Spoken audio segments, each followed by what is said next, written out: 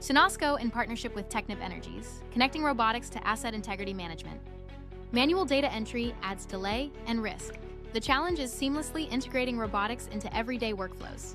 That's why Technip Energies and Cenosco teamed up to build a seamless interface between SCIEX Sensi Commander and IMS.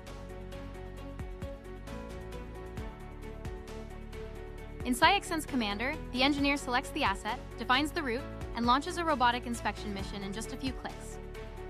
Inspection data captured by robots flows into SCIEX Commander and then directly into IMS, removing manual transfers.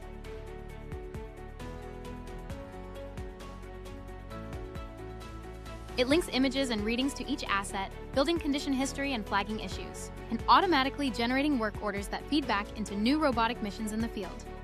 For operational rounds, the software consolidates data and helps teams prioritize critical actions.